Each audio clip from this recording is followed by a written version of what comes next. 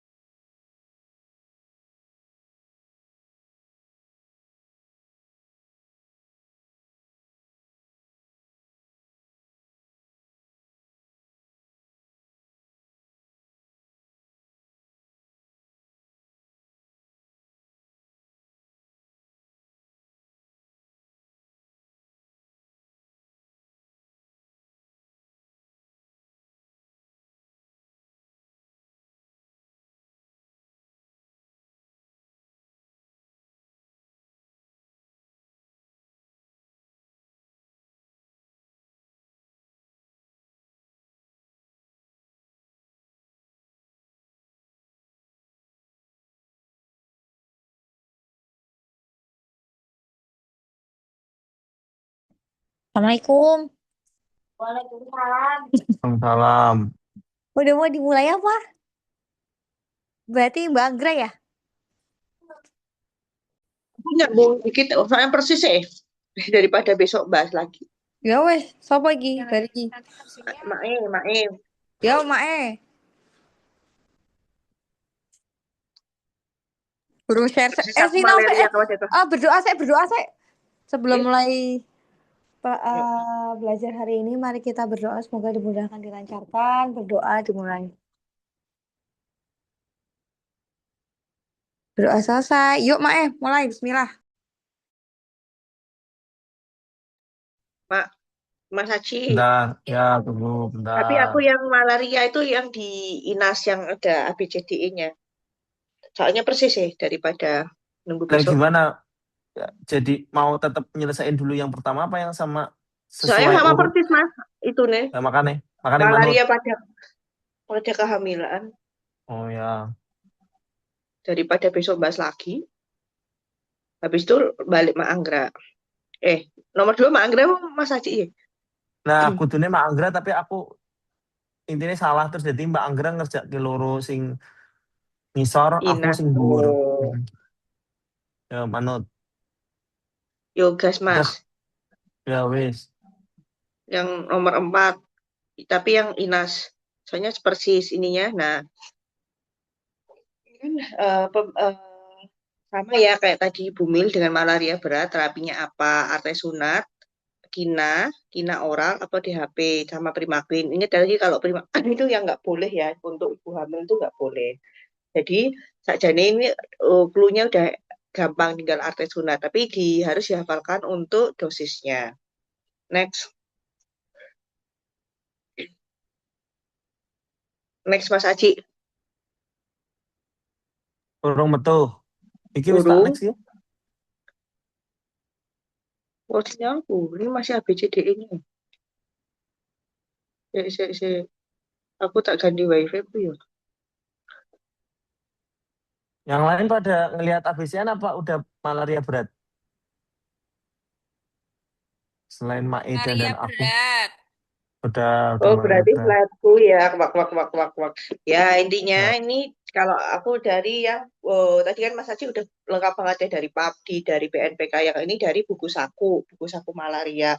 Malaria berat itu ditemukannya memang ada Plasmodium falciparum atau FIFA, stadium asexual dengan satu atau lebih manifestasi klinis. Jadi kalau dikatakan malaria berat jika adanya Plasmodium falciparum atau FIVA yang stadium aseksual dengan satu atau lebih manifestasi berikut.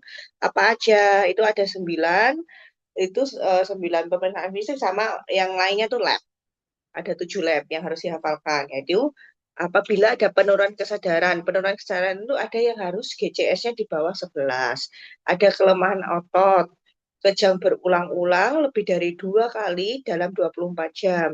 Ada distress nafas itu tapi pada anak, ada edem paru yang dibuktikan dengan SpO2-nya di bawah 92% dan RR-nya lebih dari 30 atau ada gambaran radiologinya edema paru. Atau shocknya dengan TDS di bawah 80 dan WPK-nya lebih dari 3 detik, atau adanya jaundice.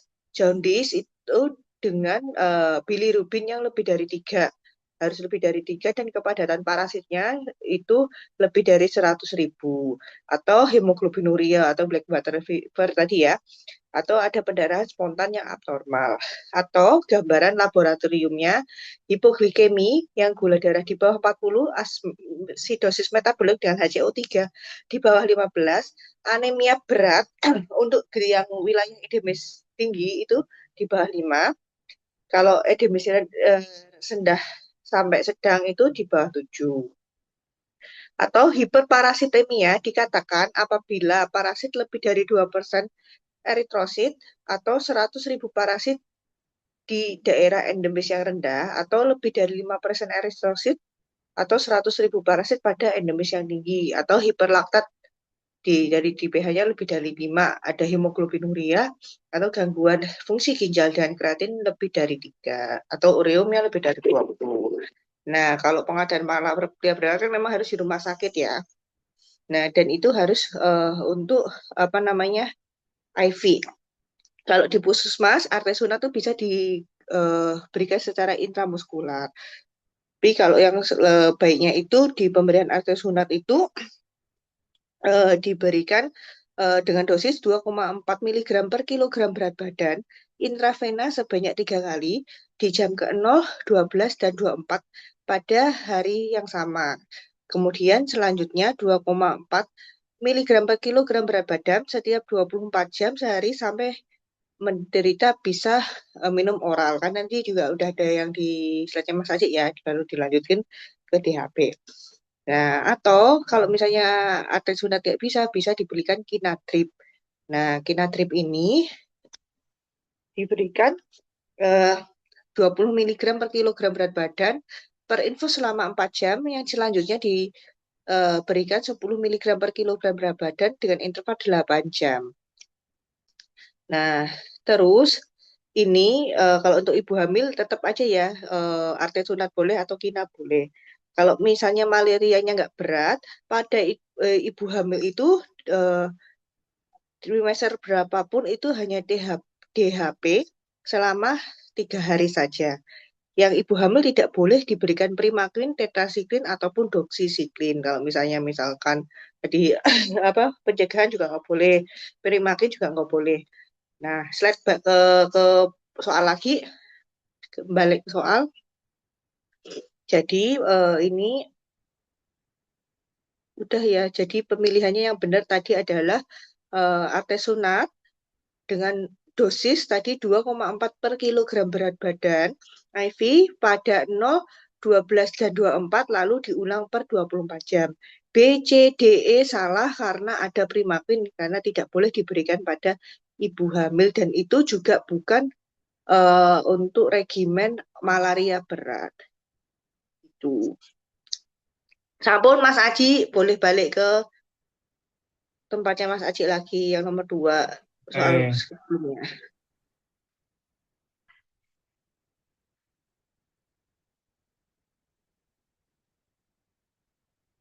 Udah nih, lanjut. Lanjut. Ya. Ini soal nomor 2, konsepnya wanita hamil terkena tifoid pilihan antibiotiknya.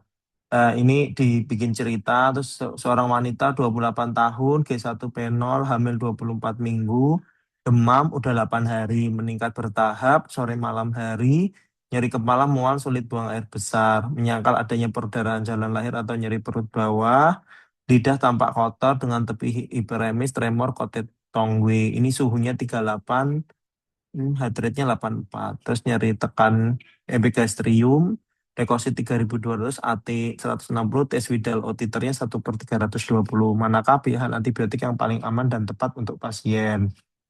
Nah, ini terkait patofisiologinya, ya nanti mungkin bisa sambil dibaca. Nah, terkait gambaran klinisnya, intinya penegakannya ini sedini mungkin. Cuman memang kita harus memahami terkait masalah masa inkubasi, kemudian nanti biasanya di gejala minggu pertama ini hmm, serupa kayak gejala-gejala yang lain. Kemudian nanti pada minggu kedua nanti baru mulai jelas dia ada bradikardi relatif, kemudian nanti ada lidah berselaput, hepatomegali, splenomegali, terus bisa sampai ke arah sampai yang berat, itu nanti bisa sampai gangguan mental dan yang lain-lain. Untuk pemeriksaannya tidak terdapat tes cepat diagnosis definitifnya. Pemeriksaan laboratoriumnya, pemeriksaan rutin bisa nanti berhubungan dengan leukositosis, SGOT, SGPT juga bisa meningkat. Kemudian nanti ada pemeriksaan uji Widal dan kultur Salmonella Shigella. Untuk standar bagunya atau gold standarnya tetap di kultur. Nanti uji Widal ini untuk menentukan adanya agglutinin, ada agglutinin O, H, sama V. Kemudian nanti pembentukannya ini terjadi pada akhir minggu pertama, kemudian meningkat secara tepat dan puncak pada minggu keempat dan tetap tinggi selama beberapa minggu. Terus tapi uji Widal ini bukan untuk menentukan kesembuhan penyakit karena Widal O, agglutinin O itu bisa masih sampai tercapai 4 sampai 6 bulan, agglutinin H ini bisa lebih lama 9 sampai 12 bulan. Faktor yang mempengaruhi ini ada sampai 7, mulai dari kayak pengobatan dini, gangguan pembentukan antibodi, waktu pengambilan darah, riwayat vaksinasi, reaksi anamnestik, faktor teknik pemeriksaan antar laboratoriumnya. Kemudian ada uji TV di mana mendeteksi antibodi IgM dan IgG, di mana bisa sampai sensitivitasnya 98%, spesifitasnya 76. Kemudian kasus reinfeksi, respon IgG-nya ini bisa berlebihan sehingga IgM-nya sulit terdeteksi. Ini bisa bertahan sampai 2 tahun sehingga deteksi IgG-nya saja tidak dapat membedakan antara infeksi akut atau kasus reinfeksi. Nah, di uji TV ini menunjukkan lebih sensitif dan lebih cepat dibandingkan pakai kultur. Terus ini ada uji IgM dipstick di mana antibodi IgM spesifik terus mengandung antibodi. Kemudian ini nanti beberapa prosesnya. Untuk kultur darah, walaupun ini memang adalah standar bakunya, tapi hasil negatif tidak menyingkirkan untuk demam tifoidnya. Bisa karena beberapa alasan ini. Kemudian untuk penata laksanaannya adalah triloginya istirahat dan perawatan, 2 diet dan terapi penunjang. Kemudian yang ketiga adalah pemberian antimikroba.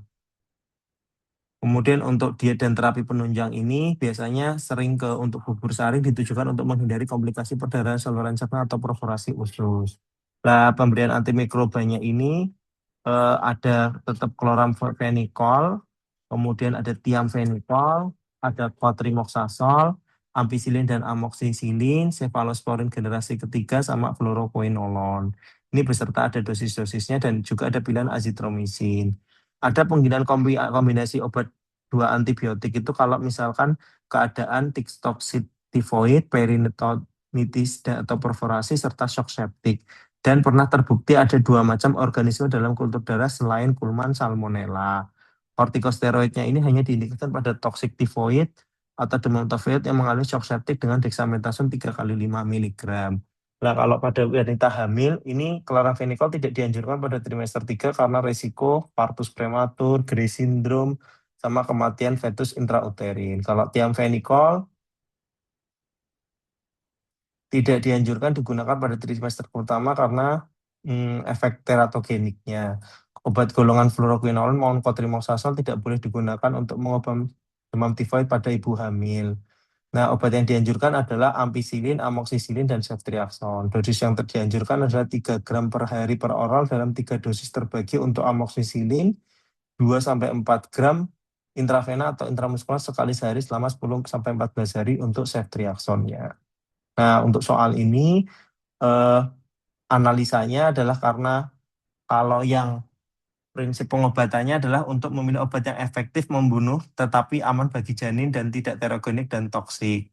Kalau yang yang kita pilih bisa amoxicillin, bisa juga Ceftri, ampicillin sama cefixim. Ini masuk kategori B. Jadi yang kita pilih. Kalau yang Cipro tadi adalah karena resiko gangguan pertumbuhan tulang rawan, yang doxycycline ini juga dikontraindikasi mutlak karena menyebabkan diskolorisasi gigi dan penghambatan pertumbuhan tulang pada janin. Kalau chloramphenicol tadi yang sudah disebutin resiko Gray baby syndrome di trimester ketiga. Cotrimoxazole resiko ikterus sama metabolisme folatnya. Jadi pertimbangannya tadi adalah yang D. Sementara itu aja. Ada pertanyaan? Kayaknya jelas sih kalau ini soalnya.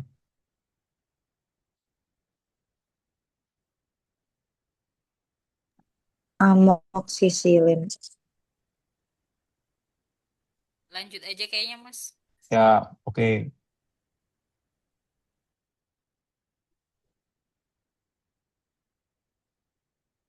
3. Kavani ya? Iya, Keluar nggak suara? Wih, dari jauh di mata. keluar. Nah, aku di Jogja kok. Oke, soal nomor 3. Pasien rencana pergi ke area malaria. Terus profilaksis yang diberikan apa? Next.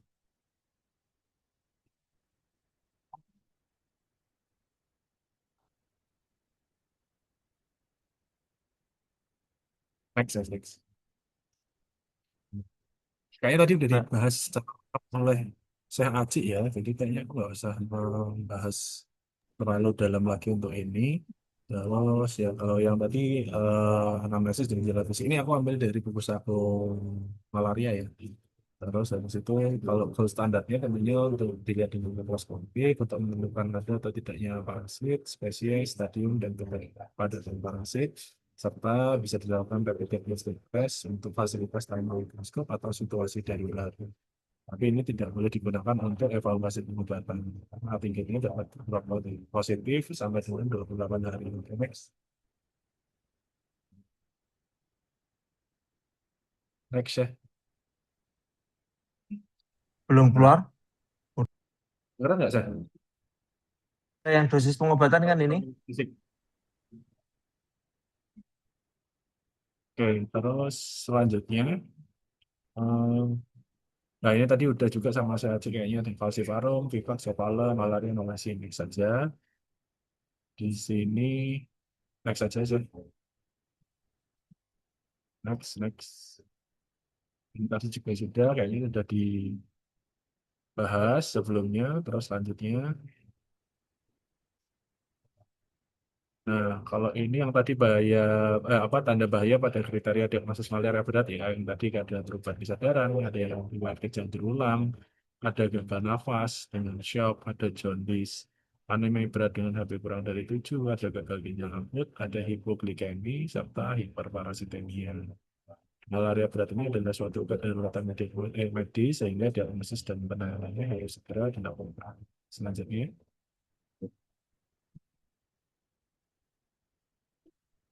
Nah, ini yang tadi juga udah kayaknya udah dibahas untuk rekrudensi, reinfeksi, serta nanti bisa dibaca lagi di tempatnya Syahaji ya. Next.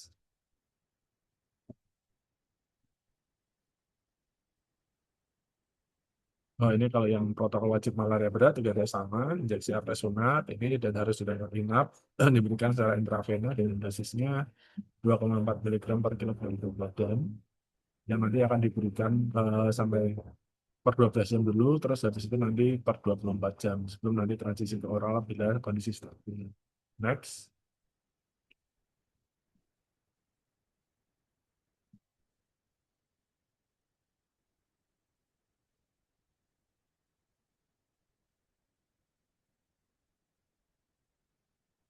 Terus selanjutnya, oh ini kalau pencegahan malaria untuk strateginya ABCD ya, lihatnya dari awareness, baik prevention, terus chemoprophylaxis dan diagnosis. Nah, yang dibahas pada kasus ini adalah kemoprofilaksisnya yang diberikan apa? Pilihannya itu adalah doxycycline 100 mg per hari, diminum 1 hari sebelum di lokasi, selama di lokasi, serta sampai dengan 4 minggu setelahnya. Terus kalau dari buku saku tata laksana kasus malaria, dia tidak boleh diberikan pada ibu hamil dan anak kurang dari 8 tahun. Lanjutnya,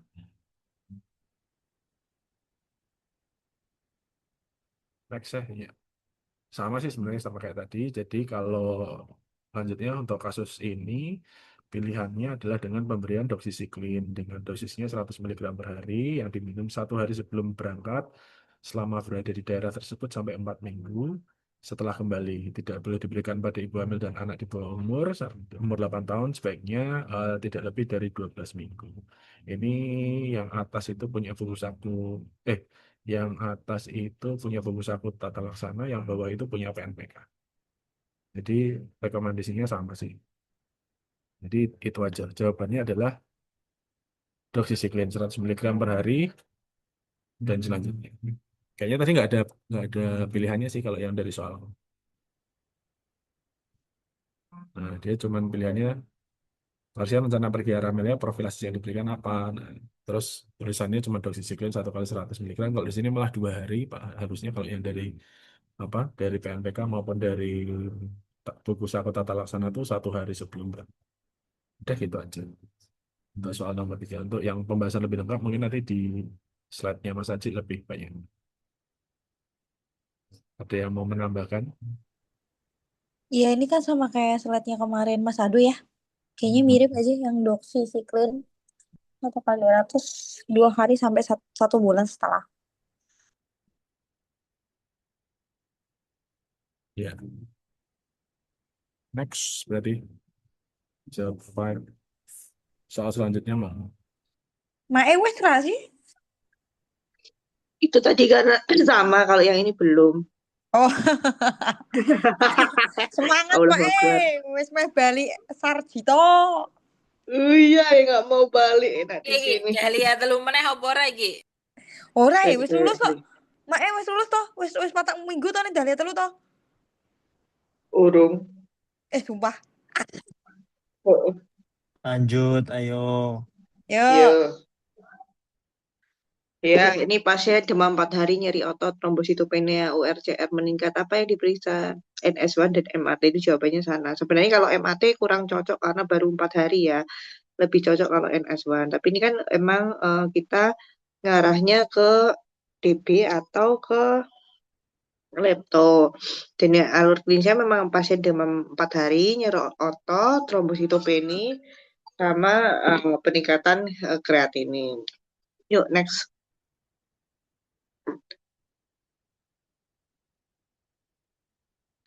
Nah, ini kalau NS1 kan memang kita sudah tahu ya, optimal. Sebenarnya hari 1 sampai hari 3. Itu karena ini lebih untuk mendeteksi adanya antigen dengue-nya. Kalau MAT itu di hari ke-7 ya, untuk mendeteksi leptospirosis. Next dulu. Kalau lepto itu lebih cocok IgM leptospira. Kalau sebelum dari 7 hari. Next, Kak. Ya. Nah, ini kenapa lebih cocok ke dengue? Karena kan memang dia demam yang sudah tinggi mendadak. Kalau nyeri kepala tinggal ada ya, cuma memang ada mialgia, pegal-pegal atalgia. Kalau DB kan ada nyeri reto-orbital. Terus emang dia harus dibuktikan ada lingkungan yang ada yang dengue biasanya. Karena kan penularan via nyamuk. Nah, kalau tadi nggak tahu pilihannya apa ya, cuma disuruh ada yang NS1 aja. Ya, jadi kalau memang NS1 itu kalau di PUBG itu memang eh, hampir sama sensitivity sama spesifikasinya itu tinggi berdasarkan 93 sampai 100%. Karena kalau emang standar kan harus di kultur yang ngapain lah pakai kultur-kultur segala. Jadi memang kalau untuk DB itu eh, untuk 1 sampai 3 atau 5 hari itu bisa menggunakan NS1. Kapan kita pakai IgM atau IgG? Kalau IgM itu baru mulai di hari ketiga sampai hari kelima dan akan meningkat terus sampai dengan minggu ketiga. Dan akan menghilang setelah 60 sampai 90 hari. Kalau IgG itu baru muncul eh, apa namanya di hari ke-14. Selain itu ya, selain yang itu harus jangan lupa darah rutin. Dan kalau pada dengue, jelas ada memang ada trombositopeni, terus biasanya juga leukopeni gitu. Cuma ada hematokrit yang meningkat gitu. Jadi ya kan dia kayak hemodilusi. Jadi kayak kok HBL sih? Trombositopeni, leukopeni dan hematokrit meningkat. Itu kalau yang dari DLO-nya. Untuk ngingetin lagi ulang ya. Kita kalau apa namanya dengue dengue fever, dengue fever itu memang gejalanya ada demam, disertai 2 atau lebih nyeri kepala, nyeri retroorbital, myalgia dan arteria. Itu kalau labnya ya tadi leukopeni, trombositopeni, tapi tidak ada bukti kebocoran plasma. Kebocoran plasma itu apa aja? Kayak apa rampelitnya positif, pendarahan spontan, itu kebocoran plasma. Nah, DBD kali kalau yang di pabrik masih sama ya. Apa namanya? Dari dulu derajat 1, 2, 3. Kalau derajat 1 itu rampelitnya positif, atau trombositopenia di bawah 100.000 dengan bukti ada kebocoran plasmanya itu. Kalau derajat 2 ada perdarahan spontan misalkan peteki, terus mimisan, gusi berdarah kayak gitu. Kalau derajat 3 itu ada tanda gagal sirkulasi. Ada kayak shock, kulit dingin, gelisah. Kalau di derajat 4 itu ya sudah tidak terukur. Karena ini tadi pembahasannya kan memang cuma apa namanya laboratorium pada DB. Jadi aku bahasnya hanya ini saja. Terus apalagi tadi kan akinya juga meningkat ya. Kalau di DB juga urem kreatin itu bisa meningkat kalau makan misalnya dia hidrasi atau apa gitu. Lanjut. Kalau pada lepto, next berikutnya kan lepto. Dan dia juga memasukkan tadi MAT. Next, Mas. Udah, yang diagnosis kan, lepto kan? Oh iya iya betul. Berarti sinyalku yang jelek. Nah, kalau leptospirosis sendiri kan kita bisa membagi menjadi 3 ya faktornya itu suspek, probable atau konfirmasi. Kalau yang di pasiennya tadi kan memang ada ya jelas nyeri otot ada lemas. Kalau tadi conjunctive vasovasion nggak tahu ya. Terus ada riwayat lingkungan yang terkontaminasi atau aktivitas yang merupakan faktor risiko leptospirosis dalam 2 minggu sebelumnya. Misalkan banjir, air yang tergenang, kontak sungai, danau atau aktivitas mencuci, kontak di persawahan, perkebunan, atau kontak erat dengan binatang, seperti kambing, anjing, seperti itu. Terus terpapar hewan mati, atau cairan yang kontak dengan cairan infeksius saat hewan berkemih. Terus memegang atau mengenai spesies hewan manusia manusia yang terduga leptospirosis. Pekerjaannya misalnya dokter hewan atau dokter perawat yang di rumah sakit juga. Nah, kalau probable itu minimal ada 2 atau lebih gejala berikut. Seperti nyeri betis, ikterik, oliguri atau anuri, manifestasi perdarahan, sesak nafas, aritmia jantung, batuk dengan atau tanpa hemoptitis, ruam kulit. Dan ini kalau suspek juga ada di rapid DRDT ya kayak apa ya, kayak cek apa tuh yang kayak cek COVID itu di data situ untuk cek deteksi IgM antiretroviral. Atau juga ada gambaran labnya DLO-nya dia itu bedanya tadi kan ini trombositopeni tapi juga adanya leukositosis sama kalau dia ikternya juga bilirubinnya naik ya atau juga CK CPK-nya juga naik. Terus kalau konfirmasi itu yang jelas itu harus ada PCR positif atau ada isolasi bakteri atau serokonversi dari MAT titernya. Nah, titernya ini kalau serologi itu bisa diperiksa pada 7 eh, sampai 14 hari setelah dari demamnya itu dan harus lebih perbandingannya MAT-nya tuh lebih dari 320 begitu baru dikatakan positif. Kalau pemeriksaan fisik yang lainnya tadi, pemeriksaan fisik, pemeriksaan penunjang yang lainnya itu bisa dengan kultur atau mikroskopi lapangan eh, lapang gelap itu untuk lihat spiro itunya, si leptospiranya atau dengan PCR. Jadi kalau pada kasus yang di sini lebih cocok, tadi kan dia ada nyeri sendi, mialgia, trombositopeni, ya bisa jadi lebih ke demamnya baru 4 hari, mungkin lebih ke dengue dulu. Tuh. Ada masukan kakak-kakak? Saya nggak jadi, emang kurang jelas sih yang ini soalnya. Tidak ada. Oke, lanjut ya. Berarti siapa? Mak Ejen udah ya. 6, Puput udah. 7, Rosita. Rosita itu Maicen sama yang PCP. set Unhas itu nomor 6 tuh mirip banget sama yang Tropmedku yang tadi. Cuma bedanya kalau ini tuh lebih nggak jelas sih. Cuma kayak ini aja. Kok ini sih kayaknya yang satunya deh. Ini yang Tropmed apa yang Unhas? Propmed. Propmed. Oh, masih yang setor PR yang tadi ya? Yang Iya itu belum masih. pada selesai. Mau duluan yang itu aja, kecuali memang sama. Itu sama-sama yang Unhas. Sama persis, cuma bedanya itu iris dari TB aja kalau yang Unhas. Jadi penjelasannya juga sama, nggak usah diulang ya. Udah tak masukin di slide-nya.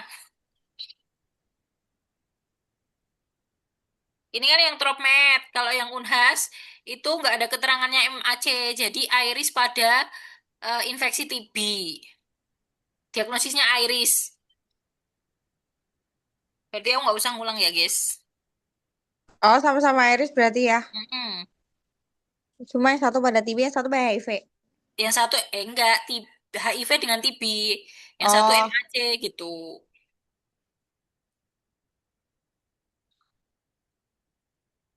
Ya, oke. oke. Lanjut ya. 7 udah. Rosita, 8, Rosita. Rosita. Oh, sakit kepala Rosita. Izin. Ya, udah. Pungli udah. Ini sampai 10 laptop lagi. Laptop apa tuh? Reski, Reski ya? Reski. Ki, ada suara nggak nih? Kayaknya baru adzan nggak sih? Mungkin Mas Reski Oh, ke masjid. iya bener-bener Reski. Oh, dia sholat ke masjid tuh. 11. 11 tadi udah, Mas Levi. Udah, selesai. Oh, udah selesai ya. Berarti 17 18 ini Kak Monik sama Kak Nina gak jadi ikut. Berarti kita bahas bareng aja ya nanti ya di terakhiran ya. Ya, ya, Mau lanjut aja po? serah, manut. Ya boleh, lanjut Katanya, aja Kak.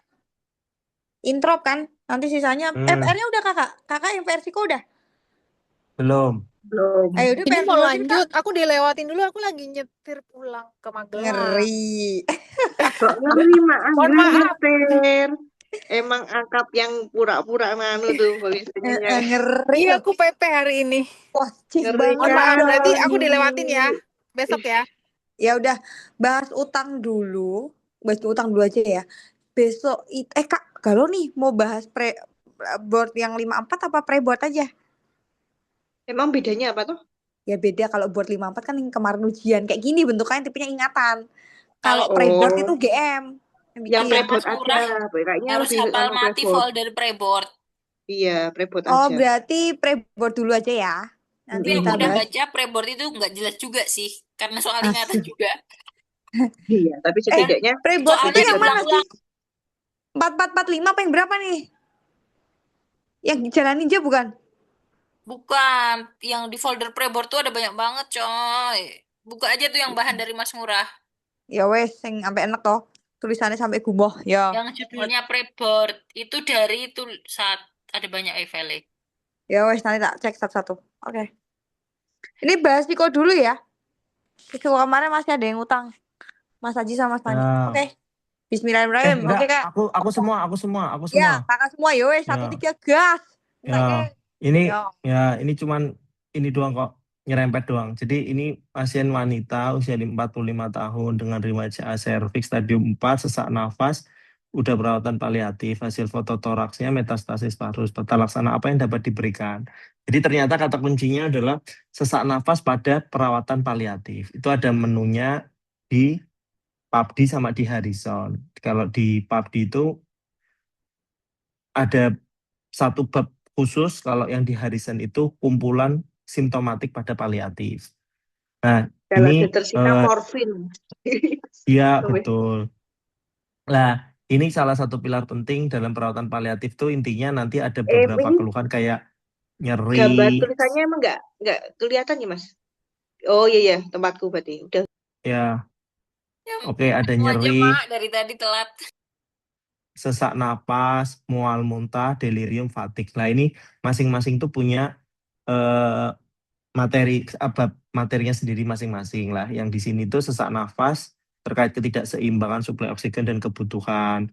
Terus diagnosis bandingnya adalah bisa tetap hampir semua sesak nafas kayak ACS, gagal jantung akut, gagal nafas akut, kardiomiopati dan yang lain-lain.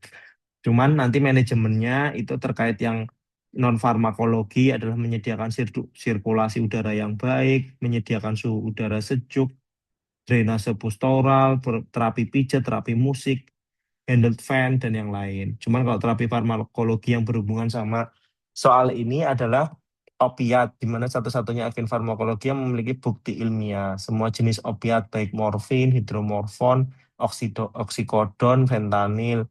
Nah, ada kasus dengan gangguan ginjal, morfin harus kita hindari. Pemberian opiat dengan rute subkutan atau intravena cukup efektif, namun tetap memberi intravena memberikan efek yang tercepat.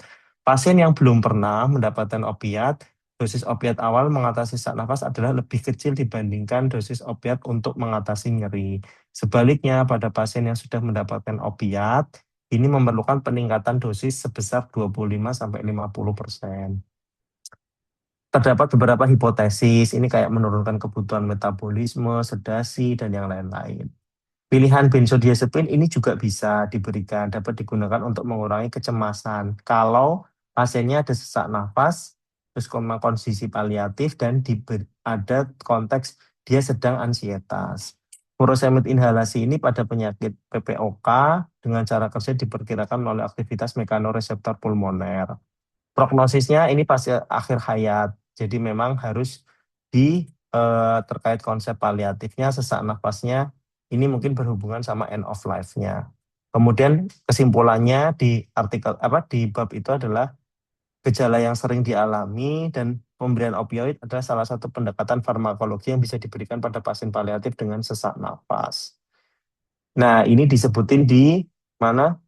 Di Harrison, di mana frekuensi ini subjektif, kemudian memang ada physical symptom, kemudian nanti biasanya bisa dilakukan GD, kemudian ada post oximetry, kemudian bisa juga visual analog dyspnea untuk menilai secara subjektifnya.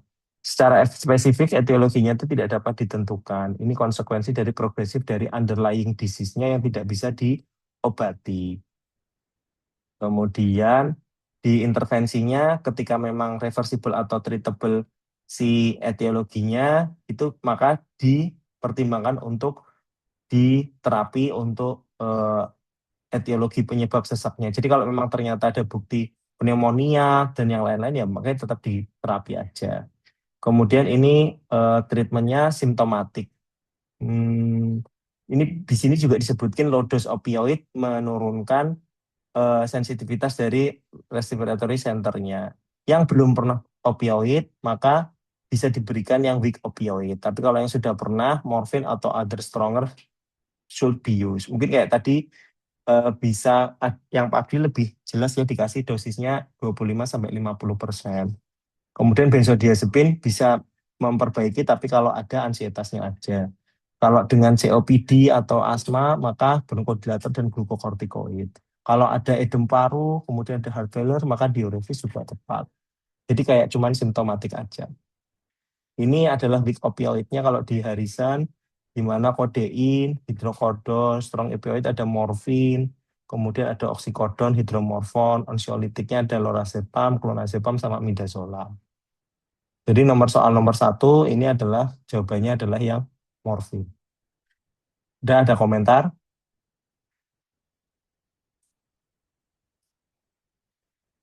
Kan Apa? Nggak ada Kak, ya? coba maaf Lanjut Kak, ya? mau lihat soal satu ya. Bentar. Baca dulu Ya, bentar. oke. CA sesak nafas, fototora, gambaran tata laksana. Oke, morfin. Oke. Ya, lanjut ya. Lanjut nomor 3 PR juga ya. Ini juga berhubungan dengan paliatif. Kemudian ini adalah laki-laki usia 60 tahun dengan kanker. Kemudian ini dirawat diberikan morfin drip setengah miligram per jam selama 24 jam dan 6 miligram untuk breakthrough pain. Obat pulangnya apa? Nah, ini nyeri kanker, ini ada banyak. Dari PABDI 7 itu ada nyeri psikogenik, paliatif. Harrison itu nanti di end of life, itu nanti ada bagian-bagian nyeri paliatif. Ada nyeri sendiri, tapi ini nggak spesifik ke paliatif atau pasien kanker. Terus ini adalah simptomatis pasien kanker yang tadi sudah aku sebutin yang tadi di awal. Salah satunya juga nanti ada nyeri. Ada WHO, PNPK, sama ini ngambil yang neuro. Terus ini adalah masalah pengalaman sensorik, emosional ya. Terus habis itu nanti bisa memperlibatkan persepsi kognitif emosional disertai dengan nyeri akut, breakthrough intermittent. Oh maaf, nyeri pasien paliatif umumnya berupa suatu nyeri kronis, nyeri akut, atau breakthrough intermittent sehingga apa namanya eh, harus diperhatikan kira-kira nyerinya yang bagaimana. Kemudian bisa berhubungan sama ekspansi tumor atau penekanan sistem saraf yang di sekitar tumornya, metastasis, obstruksi, ataupun yang lain. Patogenisnya adalah neuroanatomi, nyeri nociceptor, kemudian nanti di tingkat sentral ada peran opioid endogen, kemudian nanti dengan komponen afektifnya. Kemudian nanti bisa mempengaruhi psikis, gangguan emosi. Kemudian nanti sebaliknya kalau gangguan bentar. Hmm, oh iya, nanti kalau misalkan memang ada gangguan psikis, emosi, atau afektif dapat menurunkan nilai ambang nyerinya. Diagnosisnya tetap penilaian gejala nyeri seperti ada penyebab nyeri, onset nyeri, regio, penjalaran, dan yang lain-lain. Dan termasuk obat-obatan yang sudah dikonsumsi. Kemudian di WHO itu disebutin untuk seluruh nyeri, baik pada nyeri kanker maupun nyeri non-kanker, termasuk pada pasien paliatif, ini ada konsensusnya. Kemudian nanti seperti biasa dengan skala analog numerik, ringan itu 1 sampai 3, sedang itu 4 sampai 6, berat itu kalau lebih dari 7 atau sama dengan 7. Kemudian tidak perlu, oh ya, bisa langsung mendapatkan. Oke, jadi pasiennya ini tuh istilahnya jika memang sudah memenuhi kriteria ringan, sedang, atau berat, itu nggak perlu bertahap. Jadi langsung aja kalau emang dia merasakan di saat itu nyeri berat, maka kita langsung berikan yang obat-obatan yang disarankan untuk di nyeri berat itu. Jadi sebisa mungkin langsung diterapi sesuai yang dia keluhkan. Kemudian memang ada pendekatan istilahnya step ladder kayak gitu. Cuman step laddernya ini justru malah bukan kayak gastritis atau apa step up atau step down gitu ya. Jadi dari awal dulu enggak, tapi langsung disesuaikan dengan anak tangganya itu. Jadi kalau misalkan sebentar, bila penggunaan, nah ini kalau misalkan contohnya bila penggunaan NSAID atau paracetamol tidak mencukupi penambahan opioid ini, langkah 2 dapat mencapai perda nyeri yang baik atau opioid langkah 3 dosis rendah misalkan 30 mg morfin. Jadi intinya kalau memang kita sudah memastikan dia sudah ada di derajat ringan, maka kita cukup kasihkan yang sesuai di sini aja dulu. Nanti kalau memang misalkan belum membaik, mungkin bisa kita pertimbangin untuk dinaikkan kayak misalkan di opioid lemah, ini kan sebenarnya sudah mulai di derajat sedang. Nah itu nanti bisa tetap kita naikkan, tidak apa-apa. Kemudian ini terminologi nyeri kanker, ini kalau nggak salah tadi di neurologi yang dari Udayana tadi itu ada nyeri dasar, nyeri sontak, nyeri dasar terkontrol, nyeri ini, dan yang lain. Terus ini kalau yang dari Harrison, seperti yang tadi di simptomatik paliatif, ini ada khusus tentang pain, di mana karakteristik tipe of pain-nya seperti yang ini, nociceptive, visceral, neuropatik, sama insiden, sama movement pain-nya. Kemudian nanti dari assessment-nya seperti biasa tadi juga dipertimbangkan 0 sampai 10. Terus nanti kalau nociceptive pain bisa kita pertimbangkan buat acetaminophen. Kemudian kalau udah mulai visceral ini nanti bisa kita pertimbangkan untuk gabapentin atau pregabalin termasuk octreotide. Terus sama yang neuropathic pain ini bisa kita pertimbangkan untuk gabapentin, noripinephrine. Terus habis itu juga nanti bisa pakai duloxetine, carbamazepine dan yang lain-lain. Ini penyebabnya, karakteristik sama contohnya apa aja.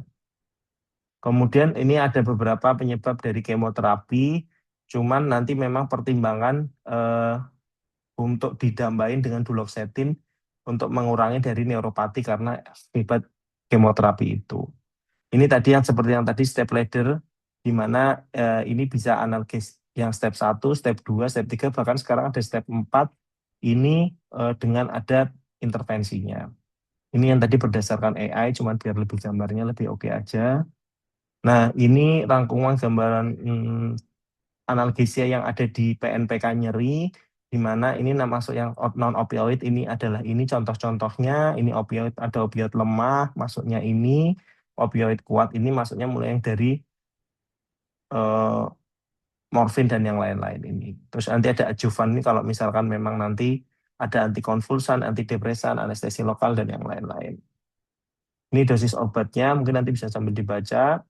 Ini dosis obat untuk analgesik opioid, di mana morfin sulfat ini kalau nggak salah ada di, ini nyeri neuronya punya Udayana, di mana morfin sulfat, kodein, ini durasi kerjanya sama dosis rekomendasinya.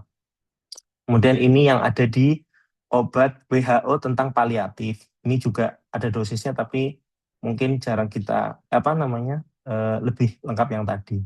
Kemudian ini untuk analgesik rasio, di mana kalau pada kondisi oral morfin atau oral oksikodon perbandingannya berapa sampai berapa gitu. Itu nanti berhubungan sama soal yang nanti berikutnya kita.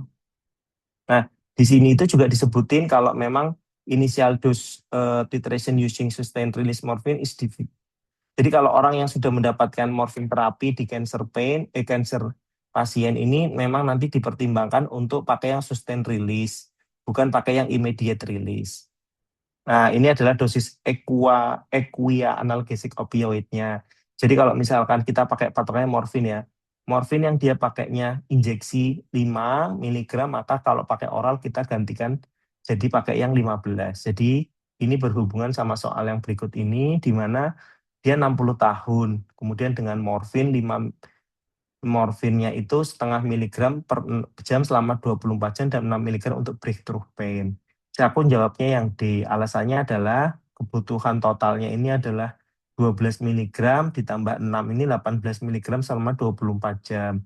Karena tadi itu adalah 1:3, maka pertimbangannya adalah kita naikkan 3 kali lipat dari 18 miligram waktu dirawat inap. Jadinya 54 miligram.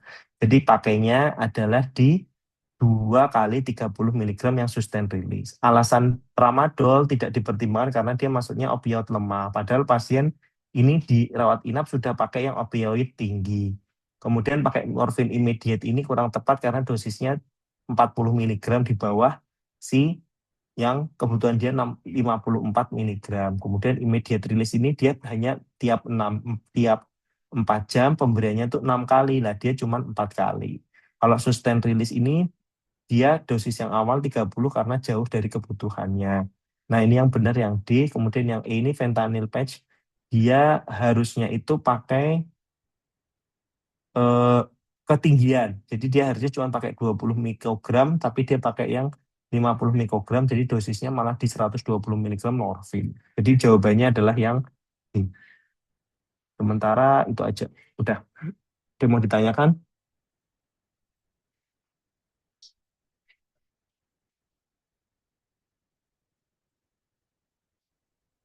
Sepertinya tidak ada, jadi Mas, kita maaf boleh lanjutkan. lihat yang rumus Oh, konversi tadi, Mas?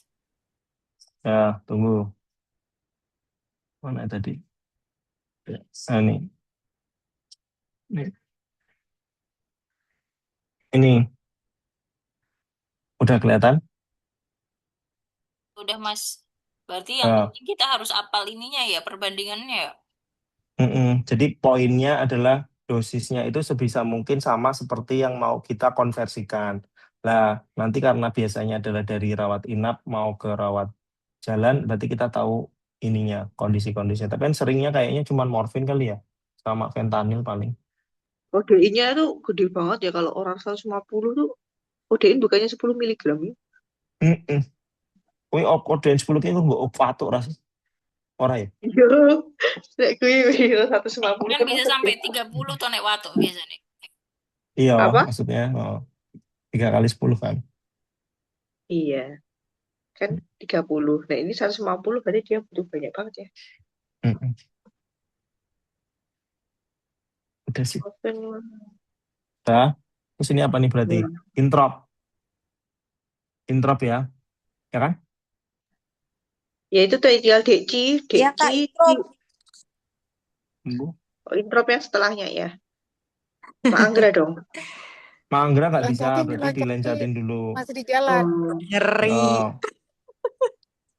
kalian nih godain Aku temanku udah aja. ya. Godain positif, Nah, godain positif ngeri. eh, Bahagianya sudah nah, selesai. nih, Siapa tuh lu, Gi? belum Bu. Mas Fani ya, Mas? Mas Fani.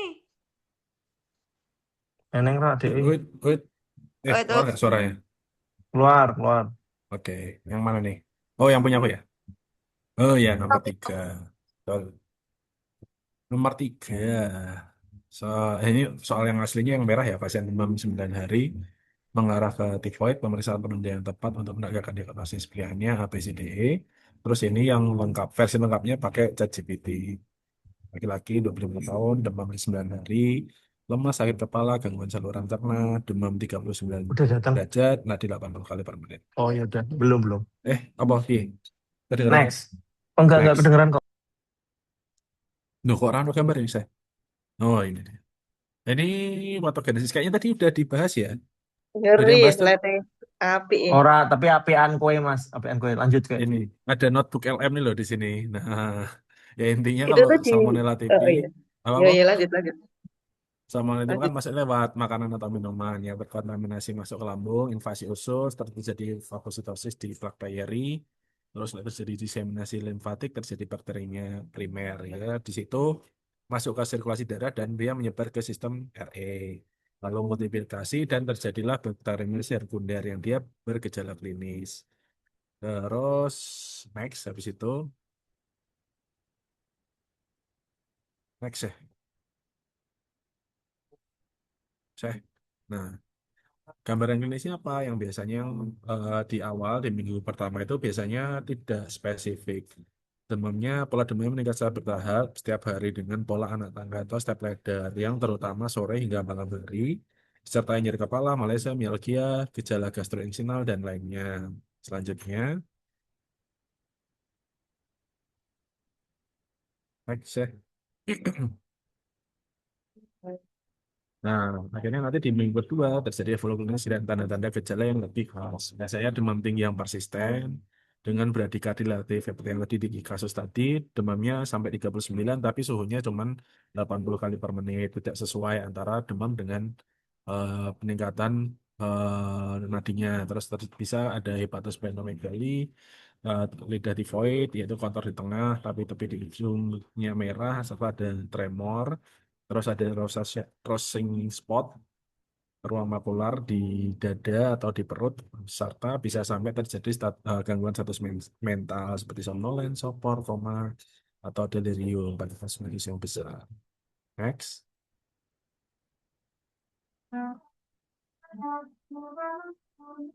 Next ya.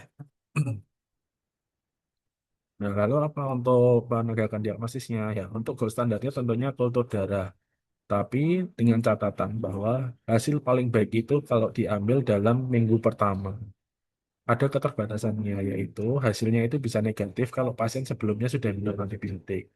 Yang kedua, dia membutuhkan volume darah yang cukup banyak, minimal 5 cc pada orang dewasa, dan hasil yang negatif itu tidak menyingkirkan kemungkinan tifoid. serta waktu pengambilan darah itu harus paling baiknya adalah setelah minggu pertama. Sebelum minggu pertama, sorry, sorry. Jadi kalau dia sudah lewat dari 1 minggu, maka nanti aglutininnya meningkat, bisa terjadi hasil yang negatif palsu. Next, next, halo. Nah, Wis, oh urung udah, metu. oke. Udah. Nah, terus habis itu untuk pemeriksaan lain apa aja yang bisa digunakan? Ada Widal, ada Tipidot, ada IgM dipstick. Kalau Widal itu ya memang sudah lama sering sekali sudah digunakan ya, cuman memang dia sensitivitas dan spesifitasnya itu bervariasi. Bisa positif maupun negatif palsu dan ini sangat tinggi. Terus aglutinin O sendiri dapat bertahan lama setelah sembuh, jadi sering terjadi negatif palsu. Terus kayak Tipidot ini dia mendeteksi antibodinya IgM dan IgG. Ini hasilnya bisa positif dalam 2 sampai 3 hari setelah infeksi. Dan sorry.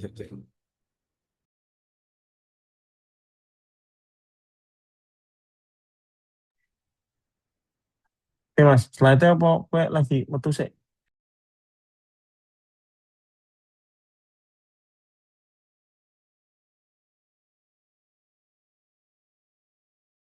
Wes, risik banget yang jeruk. Oke, Iya Mas. next. Oh Ya, iya. udah. Oke, selanjutnya Tipidot ya. Hmm. Tipidot ini dia bagusnya, eh, yang IgM dipstick ini dia bisa mendeteksi antibodi IgM spesifik terhadap antigen Salmonella TB. Unggulannya cepat dan sederhana dengan sensitivitas yang cukup baik 90 sampai 100% dengan spesifitas yang 65 sampai 77%. Next. Next ya.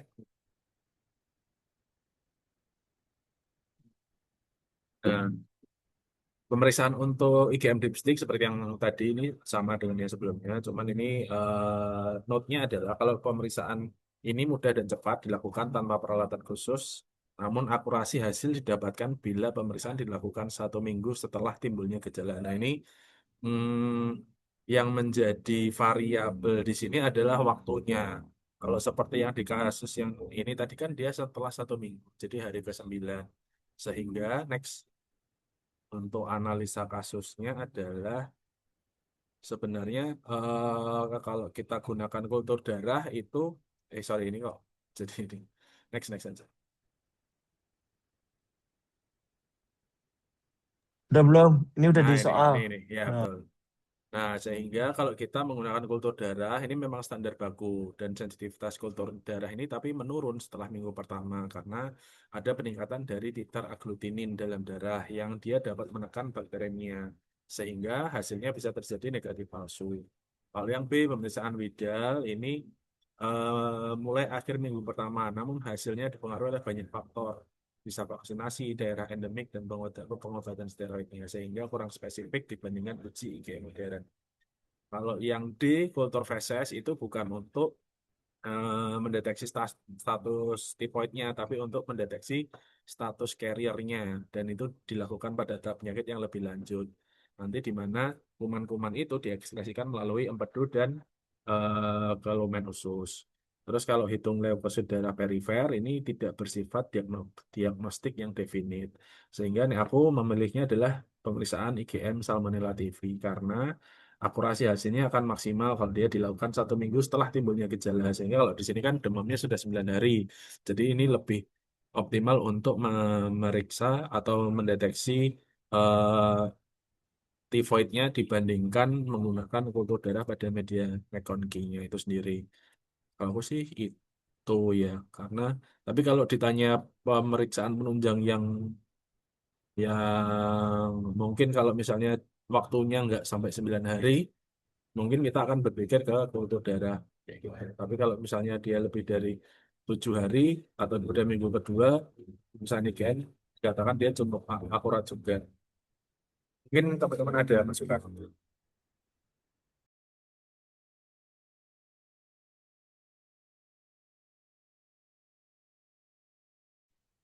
Mas, kalau akhir minggu pertama mending Widal apa kultur?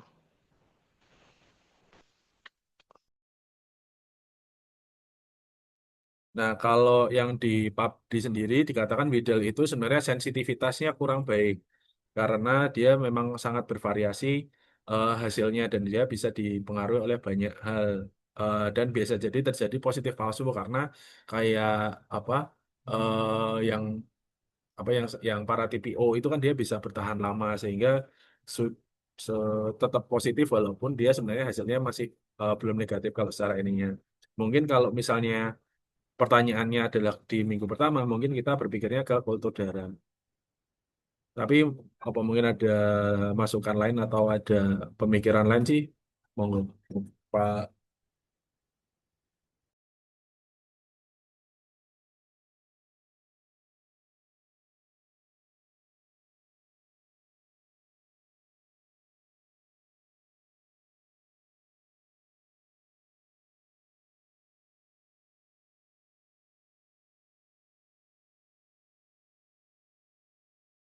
Gitu. Mungkin apa ada teman-teman ada masukan atau ada pertanyaan? Enggak, aku enggak ada, Mas. Oh, baik. Kalau tidak ada mungkin bisa dilanjutkan ke nomor selanjutnya.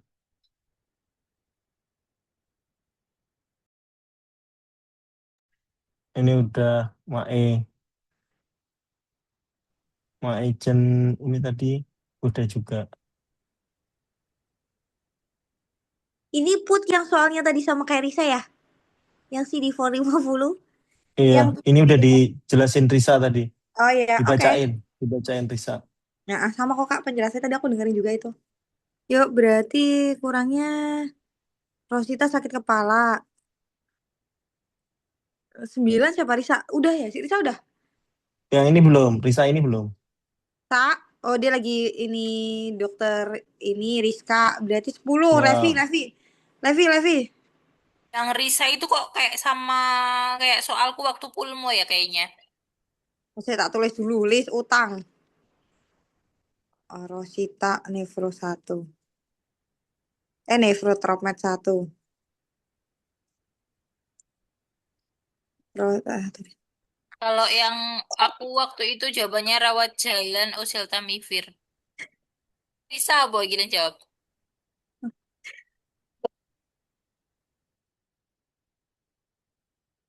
Waduh,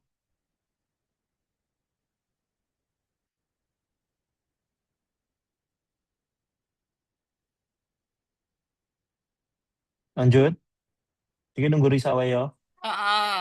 Oh, Sora berarti Oh. si Reski. Ki, Assalamualaikum. Masih dikir kayaknya. Ya Kan wes, besok malam Jumat. ya. Levi sama Irfan.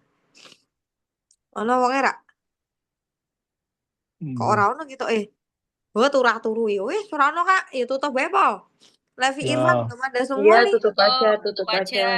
Ya berarti PR-nya ya, besok sama aku tambahin soal preboard ya nanti malam ya. ya. Ih, Oke. ngeri kali loh. Langsung ditambah. Kan minggu depan. Bisa Hus, terakhir es, minggu ini kan? Bukan Iya. minggu terakhir. eh. Bahasa toh. Lu, kita. Ini aku Kuat lihat-lihat aku. dulu soalnya ya. Ya udah Ya, teman-teman mari kita tutup. Semoga yang kita bahas itu masuk ke dalam otak dan bisa menjadi pelajaran buat kita amin. semua. Berdoa dimulai. Amin. Alhamdulillah.